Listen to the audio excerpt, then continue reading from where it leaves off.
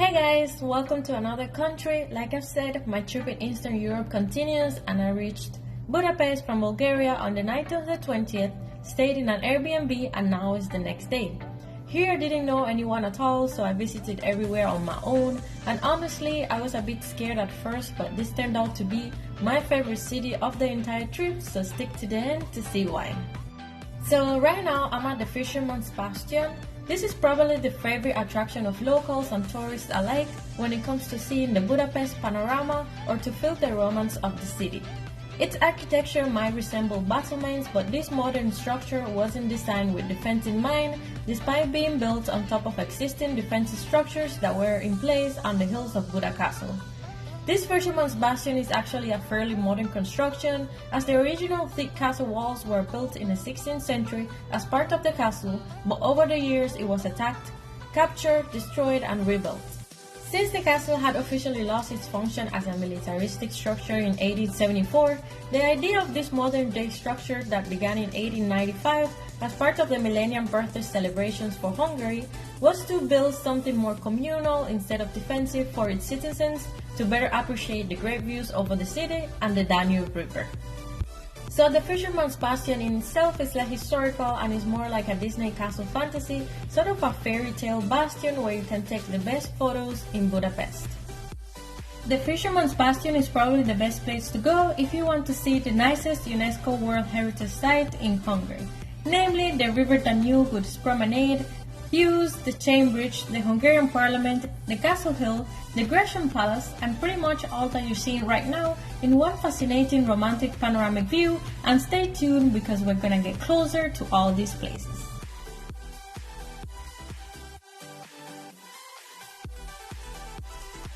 Top of this castle hill as well, just a few steps from the bastion, is Matthias Church. This is a 13th century Gothic church with an outstanding Oriental atmosphere, so another must-see attraction in Budapest.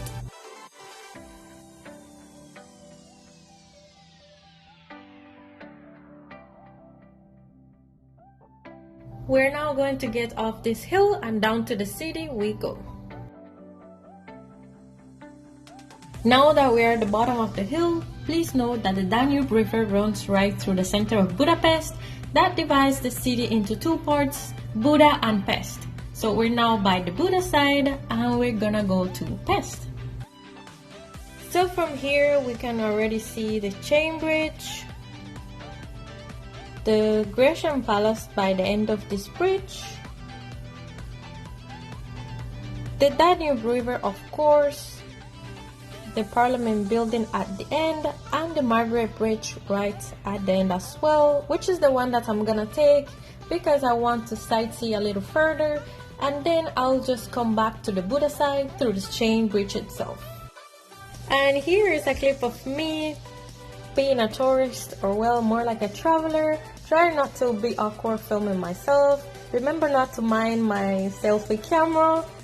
And guys, if you learned anything in this video so far, leave it a like and continue watching. Walking by the river on the Buda side, just opposite to the Parliament building is this red brick Calvinist church, whose style is very different from other churches in Budapest. Later in the night, it's gonna look even better. And we continue getting closer to the bridge and to a much better view of the Parliament building. Now, the Mercury Bridge is the second northernmost and second oldest public bridge in Budapest, and it leads across the Margaret Island. After the Chain Bridge, it is the second permanent bridge in Budapest, from which you can get a pretty cool view as well.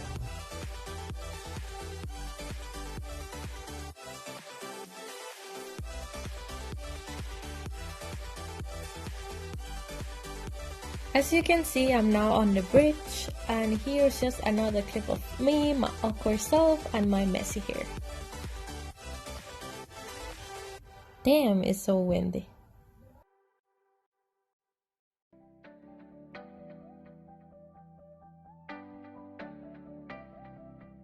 So I finally made it to the Pest side and now onto the Parliament building.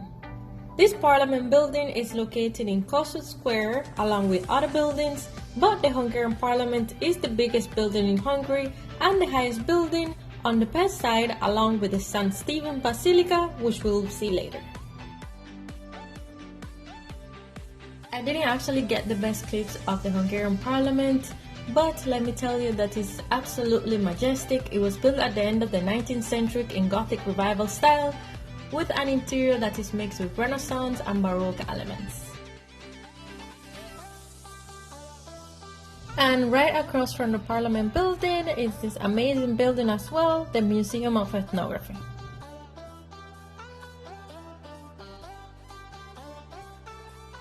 It's starting to get dark and the city is getting just even more beautiful.